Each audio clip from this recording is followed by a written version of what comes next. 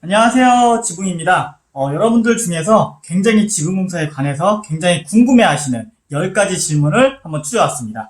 그중 첫 번째, 굉장히 많은 질문을 주시는 첫 번째 질문부터 제가 소개를 해드리겠습니다. 저희 집 지붕 모양이 이런 식으로 생겼는데 그 중에서 특정 부위, 이 부분만 빗물이 새요. 그래서 그 부분만 좀 수리를 해서 누수를 잡을 수 있을까요?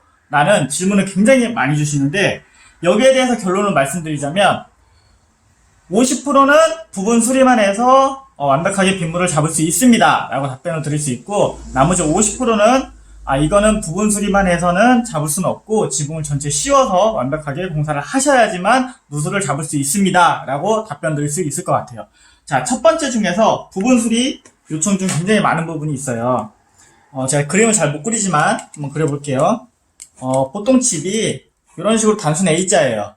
이런 식으로 집이 A자예요. 근데 이 본지붕에 이렇게 달아매는 지붕들이 있어요. 이런 식으로.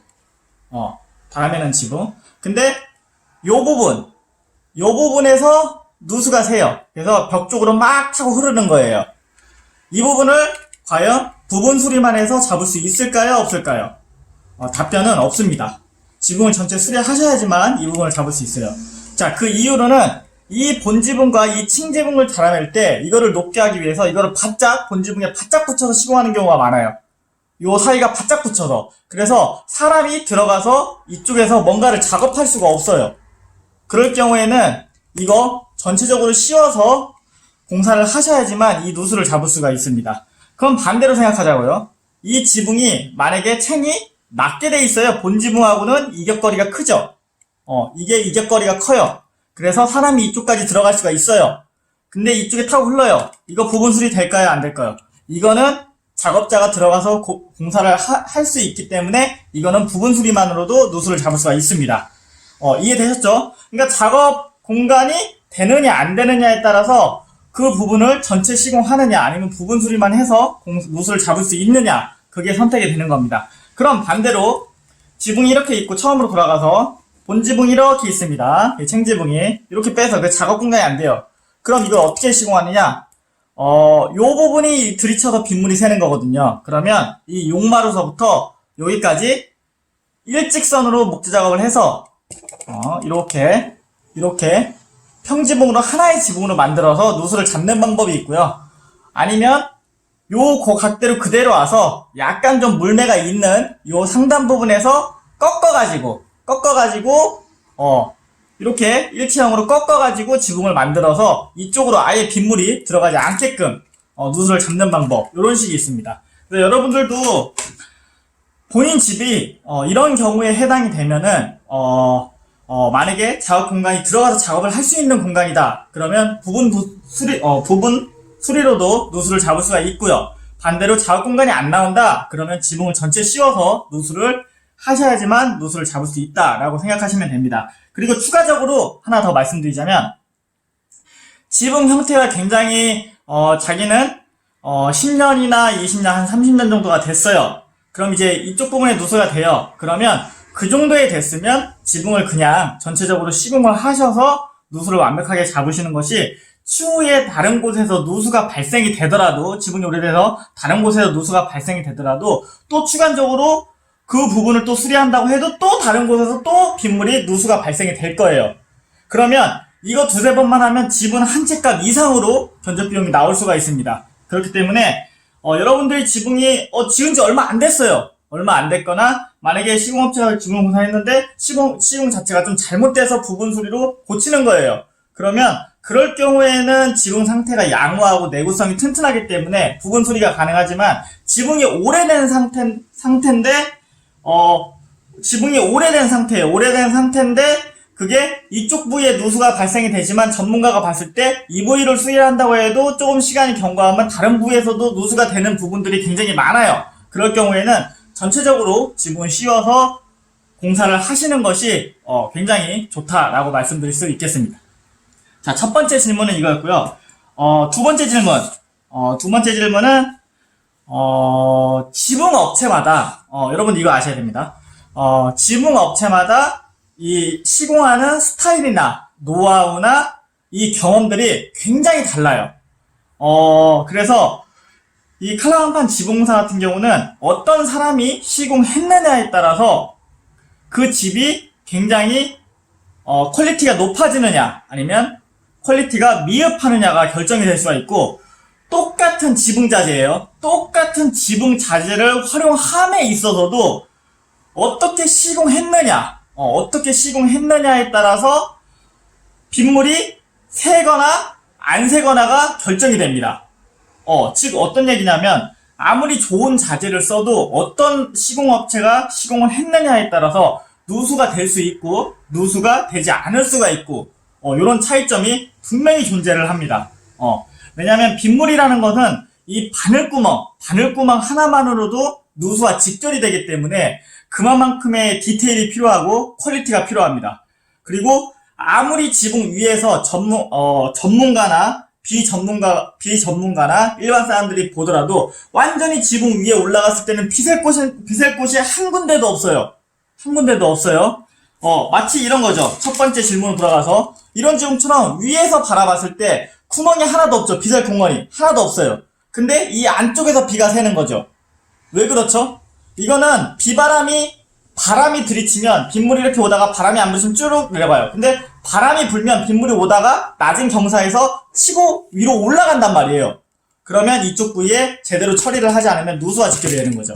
이런 것처럼 겉으로 봤을 때는 제대로 시공한 것 같지만 누수가 발생이 되면 그 누수가 왜 발생이 되는지 모르는 업체들이 상당수 많습니다. 그러면 결국은 몇 번 해서 가다가 실리콘으로 해서 자기가 판단해서 실리콘해서 살 곳이 없는데 이렇게 되겠지 해서 고쳐놓고 또 안 되면 또 전화가 오겠죠. 몇 번 전화 오면 전화 안 받습니다. 시공업체들 전화 안 받아요. 그런 업체들 많습니다. 실질적인 사례로 이런 경우도 많아요. 지붕업체 공사에서 공사를 했지만 하자로 인해서 다른 지붕공사 업체가 가서 보수를 하는 경우도 굉장히 많습니다. 그렇기 때문에 정말로 여러분들이 시공업체를 선정할 때 정말로 칼라강판은 이 경험과 노하우가 많이 된 업체를 선정하는 것이 굉장히 좋다라고 말씀드릴 수 있고, 제일 좋은 방법, 만약에 이게 왜 여러분들한테 중요하냐면, 내가 비싼 돈 들여서 공사를 했어요. 근데 하자가 났네. 전화했어요. 오지도 않아. 근데 비는 계속 새. 비 새는 집에서는 할 수 없잖아요. 다른 업체 전화해. 와요. 공사를 해야 돼. 그러면 그 비용이 얼마나 들까요? 예를 들어서 이런 겁니다. 다른 업체가 지붕공사를 했어요. 근데 지붕업체를 했는데 하자가 나서 비가 새요. 다른 업체가 와서 보니까 이런 게 원인이에요. 이거는 다시 재시공 지붕공사를 해야 됩니다. 라고 해서 견적 비용을 봤더니 이거 처음에 공사했을 때는 500만원, 예를 들어서 500만원에 공사를 했습니다. 근데 다시 공사하려고 하니까 800만원을 달래요. 아니 이게 무슨 소리냐 할 수 있어요. 자, 어떤 얘기냐면 실제적으로 있었던 사례입니다. 지붕공사를 했습니다. 근데 A업체 500만원에 할 수 있어요. B업체 똑같이 500만원에 할 수 있다고 해요. 똑같은 자재를 사용해서 똑같은 시공 금액으로 할 수 있다. 그래서 주인분은 A업체, B업체 선택을 하다가 그냥 A업체를 선택을 했어요. 그 A업체가 와서 500만원에 공사를 했어요. 근데 하자가 났네. 연락도 안 받아. 왜냐면 원인을 모르니까 몇 번 하다가 그냥 가는 거예요. 그럼 B업체 어떻게든 이 사람 살 수 없으니까 다른 업체를 하다가 다시 그 B업체한테 전화를 했어요. 와서 좀 우리가 이렇게 이런다 해서 해달라. 근데 알겠습니다. 그럼 저희가 지붕공사를 다시 해드리겠습니다. 또 했는데 지붕공사 얼마냐? 800만원 달래요. 왜 그렇게 달라고 할까요? 지붕이 아예 없는 상태에서 공사를 하게 되면 그냥 그 상태에서 공사가 바로 이루어져요. 잘못 하자난 지붕이 시공돼 있어요. 근데 이거를 우리가 다시 공사를 해야 돼요. 이거는 수리가 아니죠. 잘못 시공됐으면 처음부터 다 철거를 해야 돼요. 만약에 어느 정도 우리가 상식적에서 잘못 시공됐으면 여기서 부분 수리로 넘어가면은 땡큐예요. 그러면 땡큐예요. 근데 공사해보면 대부분은 완전히 처음서부터 잘못을 시공했기 때문에 완전히 다 뜯어내고 공사해야 되는 경우가 대부분이에요. 그러면 이거 뜯어내는 철거 품값이 더 들어가고 작업 일수가 더 들어가는 거예요. 그러면 당연히 그 품가까지 철거 비용까지 포함이 되기 때문에 견적 비용이 처음부터 높아질 수가 있습니다. 그래서 여러분들이 중요한 거는 시공업체들, 경험 있는 노하우 있는 확실한 시공업체가 그래서 중요하다는 거예요. 그리고 전문 업체라 하더라도 이 지붕공사는 하자가 전문가들도 아차 싶으면 하자로 발생이 돼요. 그만큼 똑같은 지붕이 단 한 채도 없고 다 지붕이 다 다르고 환경 조건에 따라서 물매를 다르게 주고 지붕 디자인을 다르게 줘야 돼요. 그렇기 때문에 제가 10채를 지붕공사를 가면 어떤 사람이 보면 대충 비슷하다 하겠지만 전문가에서 실제로 작업을 하는 입장에서는 10채가 다 똑같은 지붕은 거의 한 개도 없다고 보시면 됩니다. 여러분들은 그냥 저 집도 그렇고 저 집도 그냥 통상적으로 보면 뭐 지붕 저렇게 하면 되겠네 라고 생각을 하실지 모르겠지만 그런 집이 저희가 10채를 가면 10채 다 똑같이 진행되지가 않습니다. 지붕 환경에 따라서 물 각도에 따라서 각도도 다 틀릴 거고요. 그 각도에 따라서 물을 빼는 방향도 다 틀릴 거고요. 그 방향에 집주인이 원하는 스타일까지 겸용을 해야 하기 때문에 10채를 가면 10채 다 똑같은 지붕은 없습니다. 단지 그 지붕에서 경험과 노하우를 통해서 응용해서 공사가 들어갈 뿐입니다. 하자 없게끔. 그래서 굉장히 지붕 경험이 높은 업체를 선정해야 되는 것이 여러분들이 돈을 날리지 않는 방법 중에 하나고 스트레스를 받지 않는 방법 중에 하나고 정신적으로 해를 받지 않는 방법 중에 하나라고 선택합니다. 그렇기 때문에 시공업체를 잘 고르셔야 되는데 칼라한판 지붕공사 한 곳은 정말 많아요. 진짜 정말 많습니다. 왜냐면 그만큼 가성비가 좋은 제품이고 그만큼 내구성이나 수명이 오래 가기 때문에 하는 분들이 굉장히 많아요. 그러면 그 중에서 정말 잘 된 곳, 아니면 칼랑판 지붕공사를 한 곳, 그곳에 직접 찾아가셔서, 안면이 이웃이면 상관이 없겠지만, 이웃이 없더라도, 주변에 소개를 반드시 받으셔야 됩니다. 주변에. 받으셔서, 이분이 어떤 업체한테 한 몇 년 전에 했어요. 그러면 물어보셔야 됩니다. 혹시 지붕공사, 저희도 하려고 하는데 연락 좀 받을 수 있을까요? 지붕공사 하는데 문제점은 없나요? 한번 물어보세요. 제일 좋은 건 뭔지 알아요? 직접 주변에 지붕 칼라한판 지붕공사를 한 사람한테 직접 물어보는 게 정말 그것만큼 좋은 업체를 선정하는 그것만큼 좋은 게 없습니다. 그렇기 때문에 여러분들이 지붕업체를 선정하실 때 주변에 잘된 곳에 찾아가셔서 한번 조언도 물어보고 그 업체를 소개받아서 공사를 진행하는 것이 굉장히 좋습니다. 만약에 그럴 환경이 안 돼요. 그럴 환경이 안 될 경우에는 여러분 인터넷에 만약에 우리 지역이 예를 들어서 저희 지역은 포천에 있습니다. 포천 지붕공사만 치더라도 포천 지붕공사에 관련된 안녕하세요. 현재 시간 포천 지붕공사에 관련된 업체들이 많이 뜰 겁니다. 인터넷 홍보에 많이 뜰 거예요. 그럼 이 중에서도 잘하는 업체를 선정하기가 굉장히 힘이 들겠죠. 일단은 그렇게 많이 뜰 거예요. 적어도 3개 이상의 업체를 전화하세요. 물론 업체들 입장에서는 다른 업체들끼리 비교 견적을 받으니까 기분이 상당히 안 좋을 수는 있어요. 하지만 그 사람들 생각할 필요 없어요. 어차피 우리 집 공사는 한 번 하면 끝이에요. 이거는 한 번 하면 끝이란 말이에요. 한 번 하면 끝이면 한 번 하고 끝이고 돈이 많이 들어간단 말이에요. 한 번 하고 끝이고 돈이 많이 들어가면 당연히 알아볼 건 알아봐야 됩니다. 여러분 입장에서는. 업체 생각할 필요 없어요. 일단은 3개의 업체를 비교 견적 받아봐야 됩니다. 물론 업체들은 자기가 이 견적 여기도 견적 넣고 다른 데도 견적 넣었다고 하면 기분은 안 좋을 수 있어요. 근데 그런 거 생각할 필요 없어요. 여러분들은 적어도 우리 집 공사 어차피 잘 해야 되니까 큰 돈 내고 공사 한 번 해서 완벽하게 스트레스 받지 않게끔 완벽하게 좋은 시공사 만나서 하려면 3개 업체는 비교 견적 받아보셔야 됩니다. 그래서 3개 업체를 전화해요. 받겠죠? 한번 와보시라고 해요. 지붕공사는 유선상으로는 대략적인 금액만 알려줄 수 있지 실제적으로 가서 전문가가 봤을 때는 아무리 위성사진을 봐도 대략적인 견적을 낼 수 있어요. 근데 실제로 딱 가서 봤더니 환경이 이런 환경이 아니야. 실제로 봤더니 이것도 틀리고 저것도 틀리고 완전히 좀 틀려. 그랬을 경우에는 견적 기간이 높아질 수 있겠죠. 그래서 정확한 견적은 현장 가서 보는 게 제일 좋죠. 현장 가서 봐요. 봤더니 A라는 업체는 견적 비용이 500만원 나왔어요. 근데 B라는 업체도 왔어요. B라는 업체는 600만원이 나왔네요. 근데 C라는 업체도 왔어요. C라는 업체는 700만원이 나왔어요. 그럼 여러분은 뭐 선택하겠어요? 당연히 600만원짜리 선택하시겠죠. 근데 가격은 절대 중요한 게 아닙니다. 만약에 600만원짜리 공사했는데 하자나면요? 그럼 재시공할 때 800만원 들어가야 돼요. 철거하고 아까 얘기했다시피. 똑같습니다. 근데 얘를 바꿔서 500만원, 600만원, 700만원 있었죠? 가장 비싼 700만원짜리 공사를 해요. 근데 반대로 시공했더니 700만원짜리 공사를 했는데 하자면요? 똑같습니다. 가격은 여러분들이 중요한 게 아닙니다.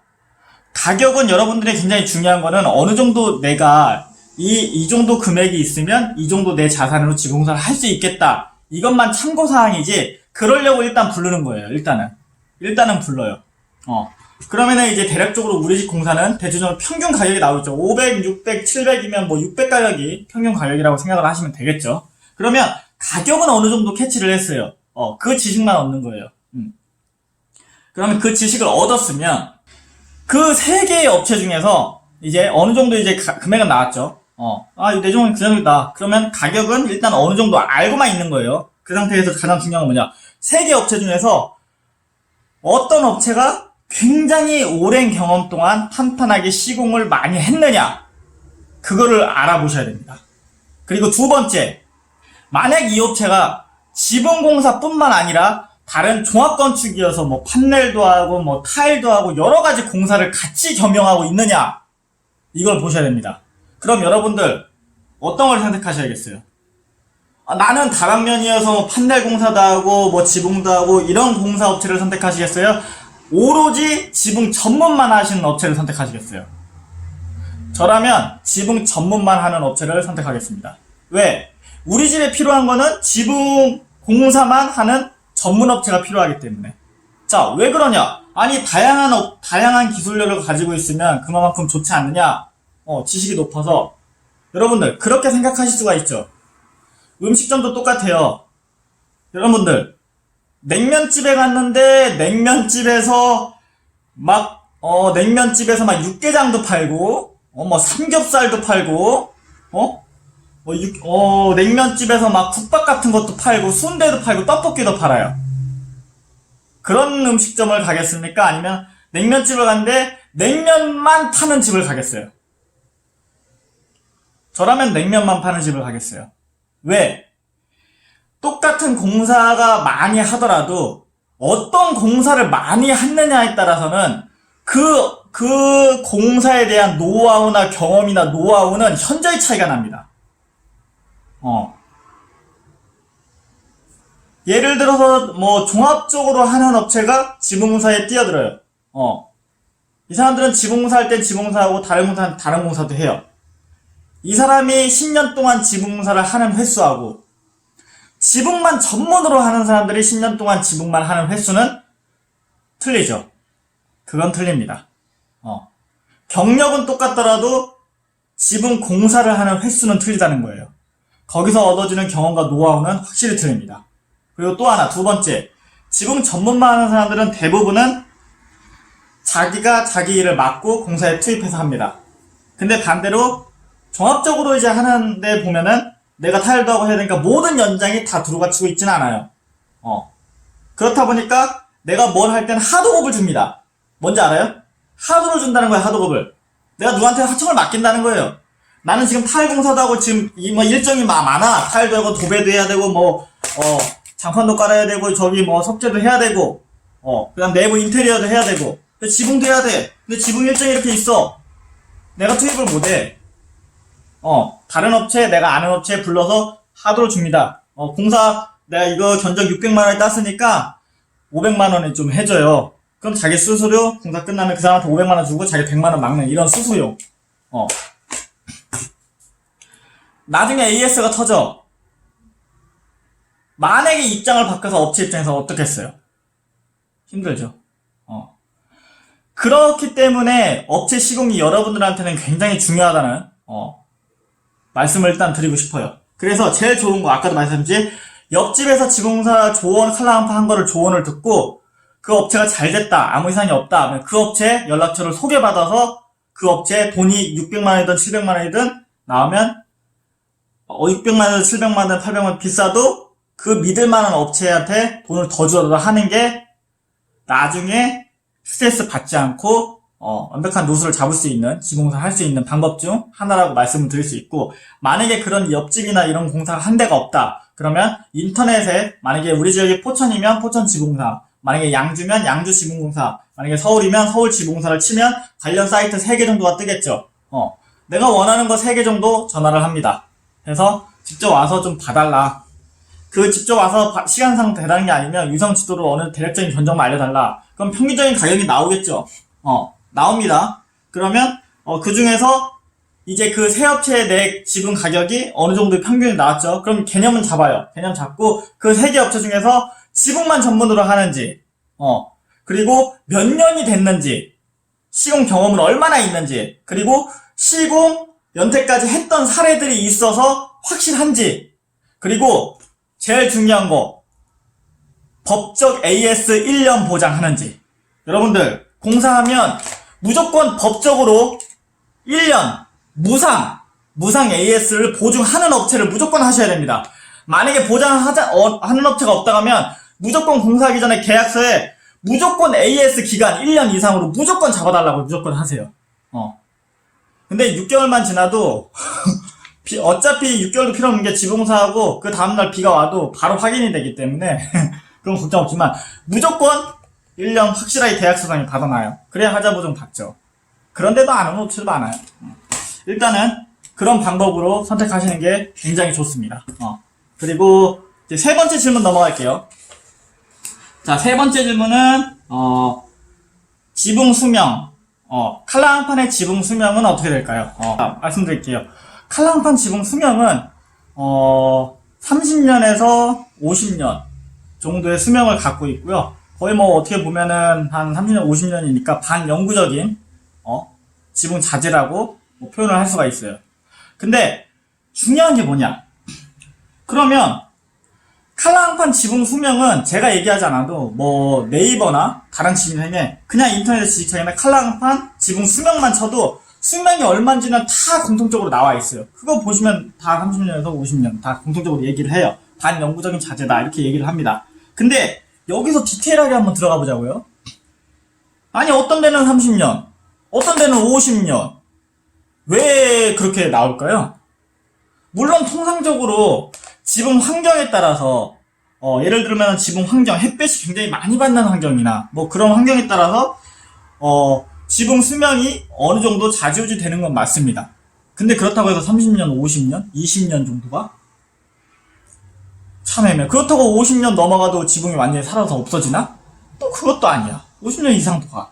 그래서 어느 정도의 그런 편차가 나눠진 거고, 지붕 수명에 똑같은 자재를 썼더라도 지붕 내구성에 좌지우지 되는 거는 확실한 거는 또 하나가 있습니다. 뭐냐? 예를 들어서 지붕 자재 같은 경우는 물이 고여있는 현상에서는 아무리 지붕 좋은 자재를 쓰더라도 물이 고여있으면 그 지붕 자재 수명은 급격히 떨어집니다. 지붕은 말 그대로 빗물이 고여있지 않게끔 시공하는 것이 가장 좋아요. 그래야 수명이 제대로 본 수명을 갖고 있는 거예요. 근데 물이 고여있게끔 시공하면 지붕 내구성이 새진 않더라도 점점점 떨어지겠죠. 물이 고여있는 시간이 많으면. 그러면 이거를 어떻게 지붕 수명을 늘려야 되냐? 똑같아요. 지붕에 대한 이 물이 잘 빠질 수 있는 그런 경사, 지붕 물매가 잘 빠질 수 있는 그 물매에 따라서 지붕 자재를 내가 응용해서 바꿔서 시공이 들어가야 됩니다. 이런 거죠. 지붕사를 들어갔을 때 예를 들니까 자기는 기화 형식이 좋으니까 기화 형식으로 지붕을 해주세요 라고 했어요. 시공을 들어갔더니 지붕으로 다 했어요. 근데 기화로 다 했는데 물이 고여있는 현상이 발생돼서 지붕 수명이 점점 떨어지는 시공 사례도 있습니다. 왜 그럴까요? 봐봐요. 요 지붕만 다시 또 설명을 하자고요. 기아 지붕을 해달라고 했어요. 그러면 이쪽 부분은 기아 지붕으로 시공을 하되 이쪽 부분은 기아 지붕으로 시공을 하면 안 돼요. 물매가 없는 곳은. 왜냐? 기아는 턱이 있기 때문에 그 턱 높이가 위로 올라오기 때문에 물매가 많이 없으면 그 턱 부분이 위로 올라오기 때문에 이쪽 부분에 물이 고여있는 현상이 발생돼요. 근데 시공 경험이 없고 많이 노하우가 없으면 이런 부분은 다 기아골로 깔아버리는 거야. 그럼 빗물이 오면 여기에 물이 고여있어. 당연히 누수는 안 되지, 강판이. 근데 내구성, 디테일 있게 따지면 물이 고여있는 것 자체는 내구성을 현저히 낮추게 됩니다. 그렇다고 해서 10년, 20년, 그 정도까지는 괜찮겠지. 근데 50년은 못 가겠지. 그런 차이입니다. 이런 거는 아무리 집주인이 기아 모양을 해달라고 했어도 이런 부분이 있으면 얘기를 해야 됩니다. 공사 전에. 이런 부분은 아무리 기아를 하셔야 되고 이런 부분은 물이 고여있지 않게끔 잘 빼야 되기 때문에 이 부분은 기아 말고 징크 250이나 S골 지붕 자재를 사용해서 턱이 없는 자재를 사용해서 물이 잘 빠져나갈 수 있는 지붕재로 사용을 하겠습니다. 라고 말을 해야 돼요. 그렇게 해서 이런 부분은 그런 식으로 업체가 선정을 해서 그렇게 소비자한테 얘기를 하고 시공이 들어가야지만 지붕 수명이 오래 가겠죠. 그런 식으로 공사를 하셔야 됩니다. 이런 것도 굉장히 중요하죠. 이런 것도 이제 지붕 공사 업체의 경험과 노하우가 많으면 많을수록 이런 사례들을 많이 겪었기 때문에 판단하고 할 수가 있는 겁니다. 그리고 또 하나, 여러분들이 알고 있으면, 이런 지식들을 알고 있으면 지붕공사가 그렇게 얘기를 하더라도 이 부분은 물이 좀 많이 고여있을 수가 있으니까 잘 빠져나갈 수 있게끔 징크 250이나 S골로 깔아주세요 라고 말을 해줄 수도 있겠죠. 그래서 요런 것도 굉장히 질문 중에 많이 들어오는 겁니다. 칼라강판 지붕 수명이 어떻냐? 통상적으로 제가 말씀드릴 수 있는 거는 30년에서 50년, 또는 반영구적인 지붕 자재입니다. 라고 말씀을 드릴 수 있고, 요거 같은 경우는, 워낙 좀 다양하기 때문에 네이버나 지식창에다가, 칼라강판 지붕 수명만 치더라도 엄청나게 많은 정보가 나오기 때문에 참고하시면 좋을 것 같습니다. 자, 그리고, 또 다른, 자, 네 번째는, 지붕 모양에 따라서 견적이 다른. 자, 이거 뭐냐. A라는 업체, 지붕, 똑같은 자재를 사용해서 20평 나왔습니다. B라는 업체, 20평 나왔습니다. 근데 A라는 업체, 견적 가격 700만원. B라는 업체, 견적 가격 1000만원. 700에서 1000만원? 왜? 똑같은 자재, 똑같은 지붕을 사용을 하는데, 왜 A라는 데는 700만원이고 왜 B라는 데는 1000만원일까요? 보여드릴게요.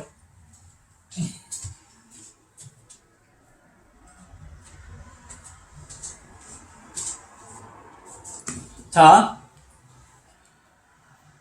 이런 지붕하고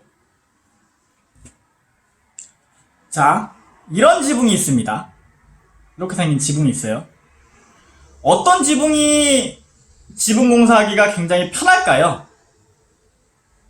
A라는 지붕이죠. 똑같은 평수라고 가정했을 때. 그랬을 경우에는 지붕 모양이 단순 A자고 간단할수록 견적 가격은 내려갑니다. 똑같은 평수라 하더라도 지붕이 꺾이는 데가 많고 이런 합각에 자르는 부분이 많게 되면은 똑같은 평수라도 하더라도 견적 가격은 높아집니다. 단순히 생각하면 이렇게 생각하시면 됩니다. 그래서 우리 집이 똑같은 20평이고 옆집은 20평 똑같은 평수인데 저 집은 700만원인데 왜 우리 집은 1000만원 나와요? 이런 원인일 가능성이 굉장히 큽니다. 그리고 또 하나, 예전에는 이거는 지금 지금은 이제 가격이 안정화가 지금 들어가고 있습니다. 근데 예전에는 예를 들면 코로나 전에는 700만원인 견적이 코로나 이후에는 1000만원, 1200만원까지 뜁니다. 왜냐면 그만큼 목재 가격하고 칼라강판 자재 가격이 계속 올라갑니다. 계속 올라가요. 모든 물건들은 있죠. 한번 올라가면 잘 안 떨어집니다.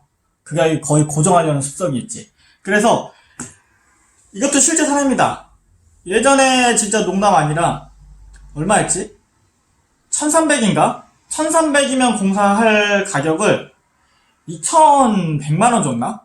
2100만원 주고 공사한 집이 있습니다. 그때랑 똑같이 그거랑 똑같이 가격이 자재값이 올라간 것도 사실이긴 하지만 예전에 비해서는 진짜 2배, 3배, 많게는 4배까지 올라간 것도 사실이긴 하지만 똑같은 평수라 똑같은 공사를 하더라도 지붕 모양, 생김새에 따라서 똑같은 평수를 하더라도 700만원이나 1000만원이냐 가격이 싸냐 비싸냐 그게 결정이 될 수 있는 점도 있습니다.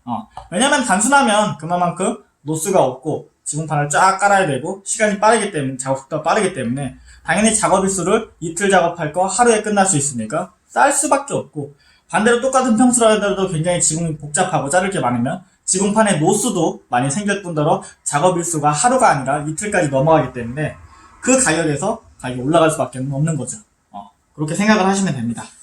자, 그리고 5번째. 자, 목재. 지붕 틀을 만들 때 목재를 써야 되느냐 아니면 철재를 써야 되느냐 굉장히 많이 궁금해 하셔요. 일단 첫 번째 가격으로 놓고 보죠. 목재보다는 철이 비쌉니다. 자, 그리고 여러분들이 흔히 아는 상식 중 하나, 철이 더 단단하고 오래가지 않느냐, 목재보다는 더 견고하지 않느냐 라고 또 얘기하시는 분들도 있고, 자, 이런 걸로 종합적으로 봤을 때 제 입장이에요. 다 사람마다 생각의 차이는 틀립니다. 저는 무조건 이렇게 얘기를 합니다. 목재로 했을 때는 지붕이 하지가 보이지 않게끔 완전히 목재를 강판으로 타 감쌉니다. 목재를 타 감싸요. 그러면 목재는 빗물을 맞지 않으면 굉장히 오래갑니다. 부식이 되지 않아요. 철처럼 부식이 되지 않습니다. 목재는 진짜 천년을 간다고 했어요. 비만 안 맞으면. 비를 맞으면 썩고 오래가지 못하죠. 그래서 저 같은 경우는 목재로 하지 작업을 할 때 그 목재가 보이지 않게끔 다 감쌉니다. 지붕을. 완전히 뭐 바람이나 비바람으로 빗물이 하나도 침투할 수 없게끔 완전히 시공을 해버려요. 완전 덮개죠. 그랬을 경우에는 목재를 선택하고, 반대예요. 기둥을 세워서 지붕을 이렇게 씌우는 형태예요. 테라스 형태죠. 이런 경우에는 목재로 하는 게 아니라 무조건 철재로 들어갑니다. 철재도 칼라각관이 있고 아연각관이 있습니다. 저는 칼라각관 쓰지 않습니다. 아연각관 씁니다. 아연각관이 누기철을 쓰죠. 가격이 칼라각관보단 비싸요. 칼라각관과 아연각관을 비교하는 얘기를 하자면 또 한도 끝도 없으니까 그거는 또 인터넷으로 알아보시면 칼라각관과 아연각관이 어떤 차이점이 있는지는 여러분도 아실 겁니다. 저는 무조건 아연각관만 씁니다. 그래서 철재로 했을 때는 기둥이 노출되는 환경에서는 빗물이 이제 기둥에 맞는 그런 형태의 경우에는 무조건 아연각관 철재를 쓰고요. 반대로 일반적으로 빗물이 이제 방수 목적으로 했을 때는 목재로 해서 완전 덮개로 이제 공사를 하고 있습니다. 왜 그렇게 하느냐? 첫째, 목재로 했을 때가 가성비가 훨씬 좋습니다. 훨씬 좋아요. 지붕을 완전 덮어. 근데 굳이 철재로? 그러면 돈이, 예를 들면 이런 겁니다. 목재로 했을 때는 예를 들면 평당 가격이 20만원이라고 생각을 한다면 철재로 했을 때는 25만원, 28만원까지 넘어갑니다. 평당 가격이. 그랬을 때 나는 지붕을 완전 높은데 철재로 해주세요. 높은 금액을 받고 지붕 공사를 해줄 수는 있어요. 근데 굳이? 그리고 소비자한테 얘기를 해도 목재로 했을 때는 가격이 예를 들면은 1000만원이고요. 철재로 했을 때는 2000만원이에요. 라고 얘기를 하면은 열에 9은 목재로 갑니다. 근데 그중 한 명은 그래도 완전 덮개여도 철재로 해주세요. 돈 더 드릴게요. 그럼 땡큐지. 그러면 저희 입장한테는 땡큐지. 정말 땡큐예요. 그렇지만 우리가 공사를 하기 전에 설명을 또 드리죠. 목재로 완전히 빗물을 맞지 않으면 가성비적으로 목재로 하시는 게 굉장히 좋다라고 제 권유를 해드리고 있죠. 그래서 완전히 덮기식으로 가면은 목재, 근데 노출식으로 가면은 철재로 가야죠. 비싸도 철재로 가야 됩니다. 노출되는데 목재가 그대로 빗물에 젖게끔 노출이 되는 시공을 한다? 이거는 그 소비자나 건물주가 그렇게 해달라고 해도 그거는 설득을 시키거나 아니면 공사를 저희는 안 합니다. 어차피 그거 하면 나중에 하자 나고 기둥이 썩고 그럴 텐데 하겠습니까? 안 하지. 근데 뭐 반대로 그렇게 해줘. 목재로 해줘. 빗물 맞게. 나 철제보다 돈 더 줄게. 그러면은 물론 그 주의사항은 주고 바로 공사 들어가죠. 바로 공사 들어가야죠. 돈 버는 건데. 아무튼 그렇습니다. 그래서 여러분들 공사를 하실 때 완전히 지금 완전히 방수 목적으로 하셔서 완전히 덮게끔 하신다. 그러면 목재를 선택하시는 것이 가성비적으로 좋고요. 반대로 자기는 지붕공사 하는데 이 기둥이 노출되고 빗물이 맞을 수 있는 환경으로 지붕공사를 해야 된다. 그러면 반드시 아연각관 철제를 사용하는 것이 바람직하다고 생각이 듭니다. 그렇게 말씀드릴 수가 있겠습니다.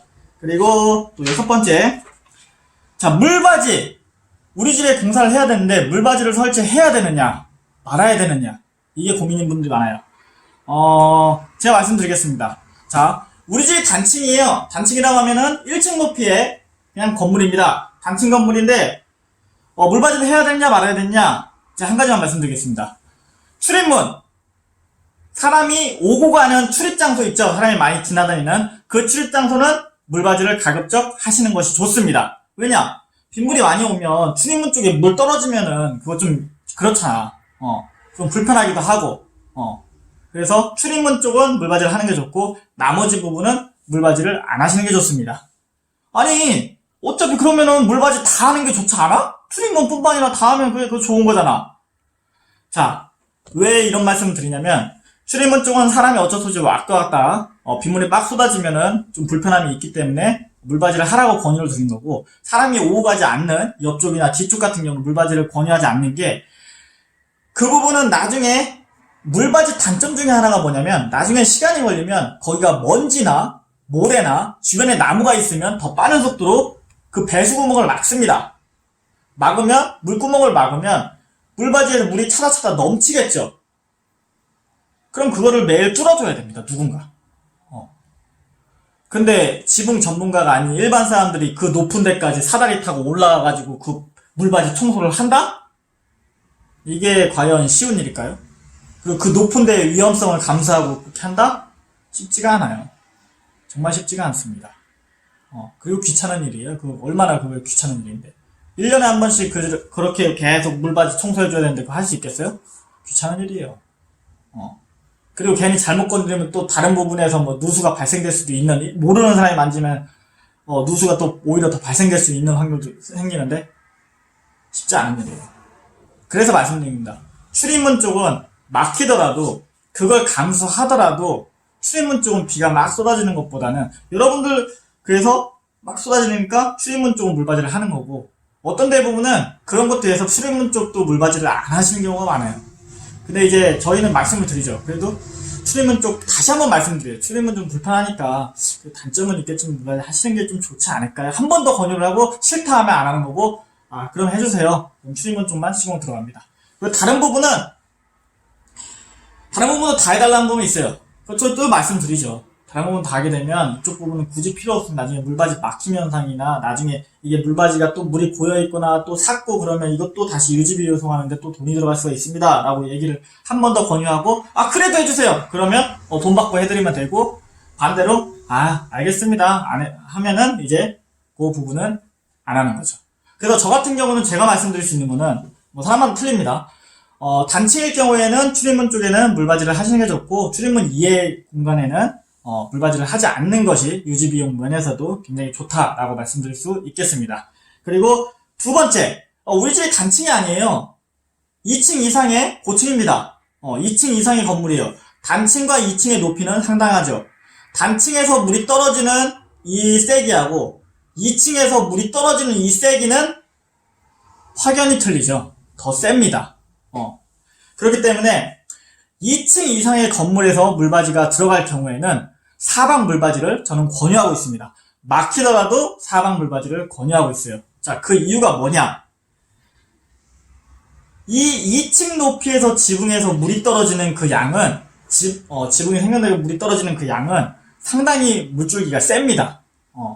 그래서 혹시라도 불편할 수도 있고, 그래서 확실하게 얘기를 드리자면 물 세기가 달라서 그러는 거예요. 단층에서 물이 떨어지는 그 세기하고 2층에서 물이 떨어지는 거, 떨어지는 거하고는 완전히 틀리기 때문에 제가 말씀드릴 수 있는 거는 다시 한번 강조하지만 단층일 경우에는 출입문 쪽만 물바지를 하는 것이 굉장히 좋고요. 2층일 경우에는 물바지가 필요 없다고 하더라도 가급적이면 물바지를 다 돌려서 시공하는 것이 좋다라고 말씀드릴 수 있겠습니다. 자, 그리고 7번째. 지붕공사를 하면 뭐 냉난방 효과가 있을까요? 더울 때는 굉장히 좀 시원하고 추울 때는 좀 따뜻하는 단열 효과가 있을까요? 있습니다. 일단은 어떻게 시공하느냐에 따라서 이 단열이 틀려지게 됩니다. 예를 들면 봐봐요. 지붕면이 있어요. 지붕면이 이렇게 있습니다. 그 위에 칼랑판을 이렇게 바짝 붙여서 시공한다고 과연 단열 효과가 있을까요? 여러분 있을 것 같습니까? 없을 것 같습니다. 그 얇은 철판이 바짝 붙여서 시공했어요. 단열 효과가 있을까요? 물론 미세하게 이론적으로 보면은 정말 1, 2%의 미세하게 단열 효과는 있겠죠. 한 층이 더 덮어졌으니까. 근데 거의 없다고 봐야죠. 그 정도가.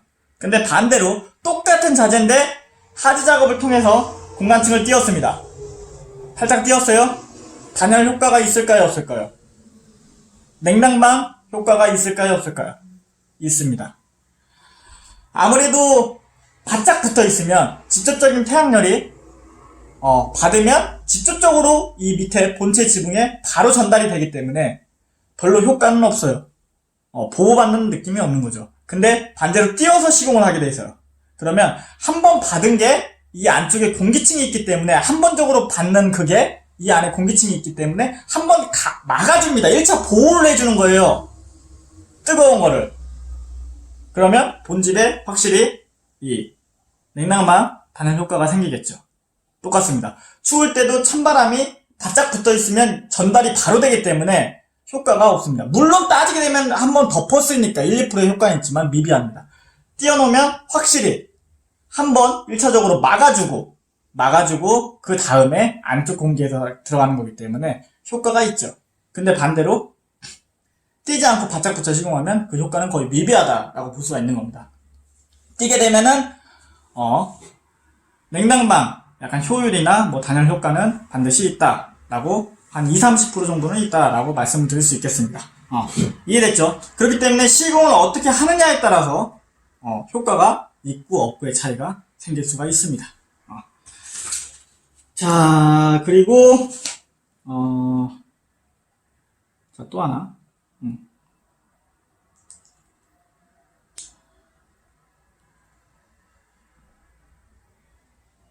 그리고 보통 이제 누수가 되는 이제 보통 판넬집에서 보통 판넬에 울퉁불퉁하지 않고 평활도가 맞으면 지붕 강판을 바로 덮어서 바로 시공을 하죠.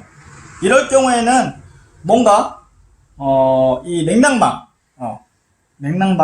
뭐 단열 효과 이런 거는 미비할지 모르겠지만 거의 방수 목적으로 공사를 하기 때문에 이게 되는 거고요. 반대로 요 상태에서 만약에 뭐 단열까지 하고 싶다 그러면 목재층을 한 층을 줘서 가로상 작업을 한 다음에 덮어주면 확실히 효과는 있겠죠.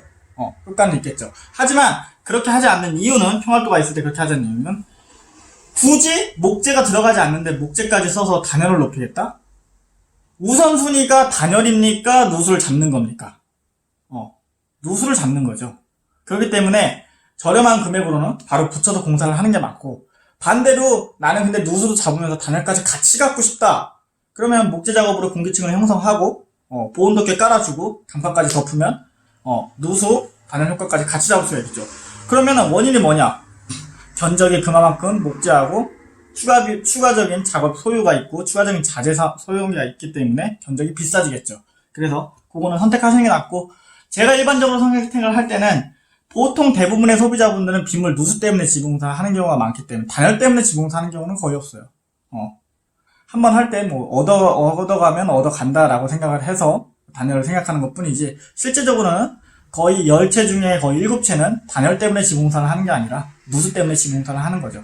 그랬을 경우에는 견적면에서는 평활도가 맞는 판넬집의 경우에는 어떻게 보면 좀 저렴하게 공사를 할 수 있는 축복받은 뭐 집이기도 하죠. 그럴 경우에는 바로 강판을 덮어서 누수를 잡는 게 맞고 만약에 내가 돈을 더 들여서 단열 쪽을 높이고 싶다면 하지 작업 목재를 하고 공기층을 형성시킨 다음에 보온덮개를 깔고 지붕 강판을 덮으면 단열적인 효과도 높게 가져갈 수가 있겠죠. 그거는 선택하시면 됩니다.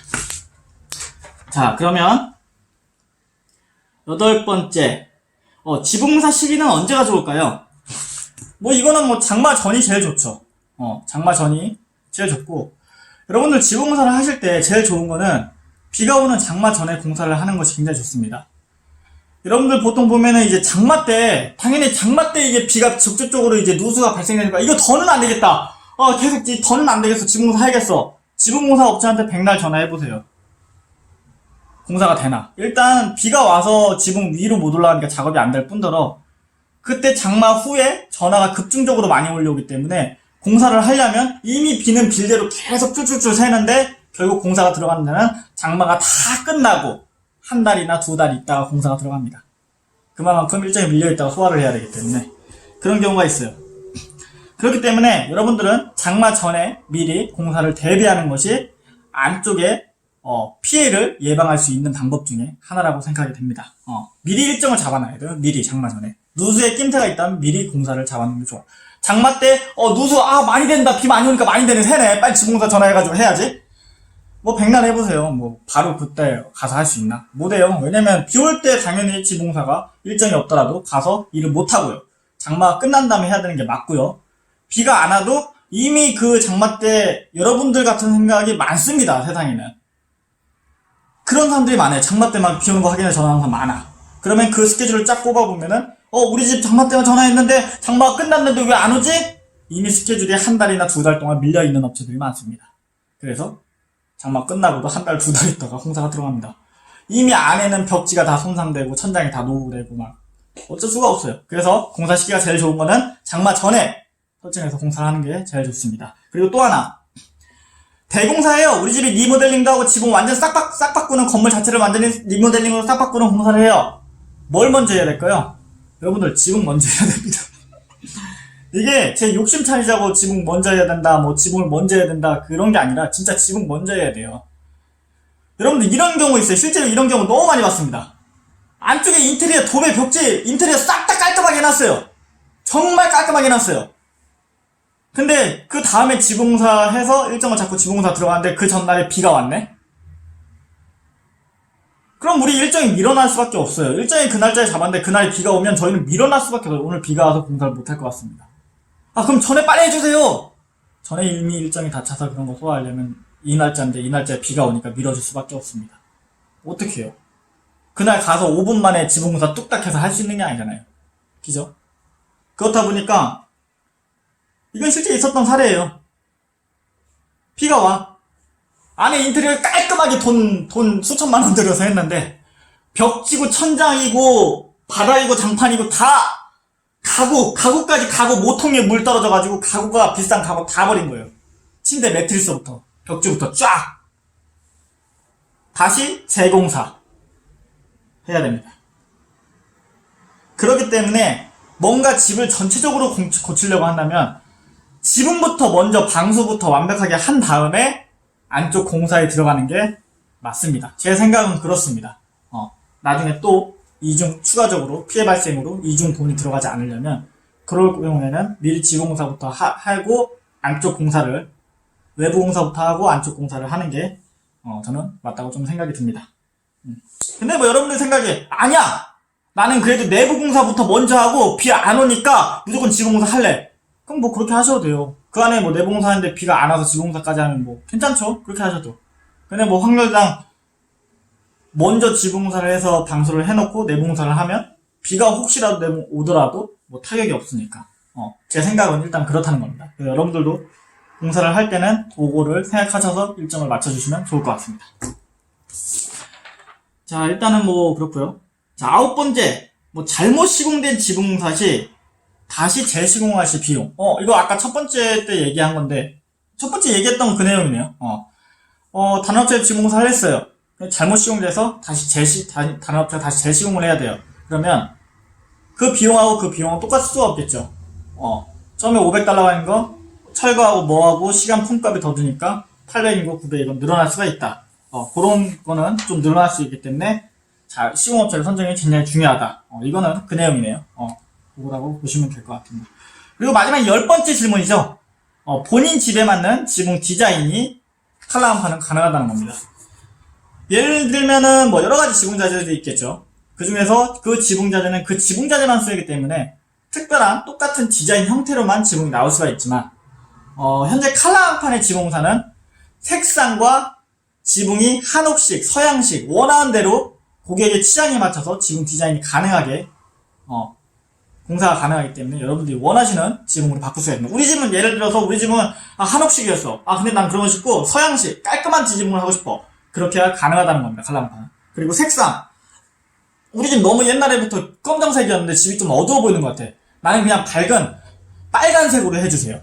빨간색도 가능합니다. 색상도 굉장히 여러 가지가 있어요. 칼라 간판 색상의 대표적인 걸 보게 되면은 이렇게 빨간색, 뭐 차콜 색상, 밤색 색상, 그다음에 이 스페니쉬 요즘 뭐 핫하죠? 인기 색상 스페니쉬, 그다음에 뭐 우드 색상도 있고요. 요거는 뭐 벽체나 이런 걸로 감쌀 때 쓰는 거고, 파란색, 빨간색 이런 걸로 선택을 하셔서, 그래서 칼라 강판이에요. 칼라가 다양하기 때문에. 그럼 칼라 강판의 색상 선택과 내가 원하는 색상하고 원하는 지붕 디자인을 맞춤용으로 만들 수가 있다라고 생각을 하시면 될 것 같습니다. 일단은 이렇게 10가지 질문을 횡설수설을 하면서 이제 답변을 드렸고요. 앞뒤에 서론이 없어요. 그냥 이거 얘기했다가 제가 생각나는 대로 제 있는 경험담과 이런 것들을 집중적으로 얘기를 한 거기 때문에 좀 지루하실 수도 있겠지만, 길게 얘기한 것도 있겠지만, 이렇게 제가 말을 한 것 중에서 여러분들이 필요해서 얻어가실 수 있는 거는 얻어가시고, 필요 없다 하시면은 그냥 잊어버리시면 될 것 같습니다. 아무튼 저는 또 다른 지붕 공사에 대한 좋은 정보들이 있으면 또 찾아뵙도록 하겠습니다. 감사합니다.